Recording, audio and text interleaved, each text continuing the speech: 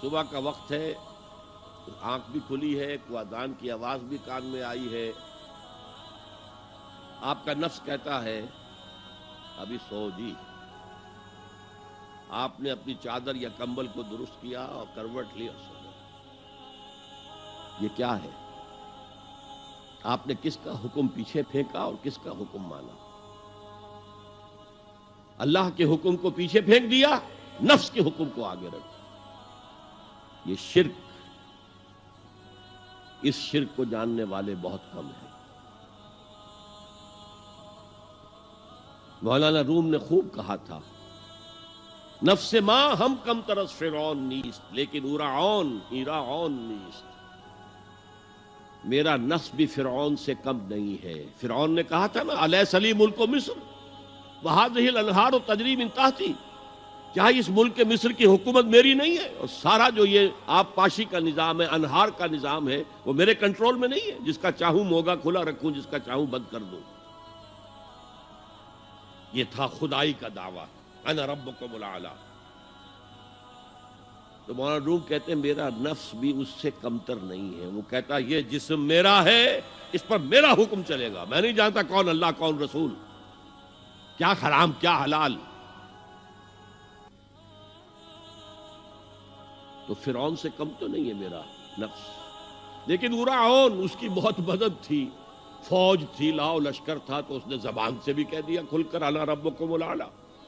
میں مسکین ہوں، غریب ہوں، میرے پاس کوئی طاقت نہیں ہے، میں زبان سے تو کچھ نہیں کہہ سکتا، اندر سے میرا نفس یہی کہتا۔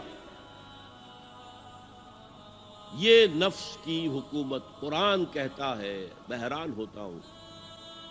دو جگہ یہ مضمون آیا ہے، ارأیت من اتخذ الہہ ہواہ افانت تکون علیہ وکیلا۔ اے نبی تم نے دیکھا اس شخص کو، اس کے حال پر غور کیا جس نے اپنی خواہش نفس کو اپنا الہ بنا لیا ہے۔ اللہ اکبر، الہ لا الہ الا اللہ، کلمہ توحید کا مرکزی لفظ یہاں آ رہا ہے، من اتخذ الہہ ہواہ، جس نے اپنی خواہش نفس کو اپنا معبود بنا لیا، الہ بنا لیا۔ افانت تکون علیہ وکیلا، کیا آپ ایسے شخص کی کوئی ذمہ داری لے سکتے ہیں؟ سود حرام ہوا کرے جی، حرام ورام، ہمارا دھندا جو ہے وہ آگے بڑھ نہیں سکتا۔ تو اللہ کے حکم کو پیچھے ڈالا، نفس کے تقاضے کو آگے رکھا۔ کون معبود ہے آپ کا؟ نام عبداللہ رکھیے، نام عبد الرحمن رکھیے، ہے عبد النفس، نفس کے بندے، نفس کے غلام۔ یہ میں نے یوں سمجھئے کہ جیسے میں نے ہجرت اور جہاد کی ڈیفینیشنز کی تھی۔ ہجرت کا بیس کیا ہے؟ پوچھا گیا ای الہجرت افضل یا رسول اللہ، اے اللہ کے رسول بتائیے سب سے اعلیٰ ہجرت کون سی ہے، افضل؟ فرمایا ان تہجر ما کرہ ربک، ہر اس چیز کو چھوڑ دو جو تمہارے رب کو پسند نہیں۔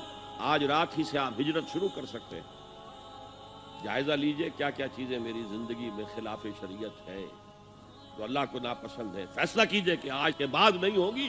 ہجرت شروع ہو گئی، افضل الہجرہ، سب سے افضل ہجرت شروع ہو گئی۔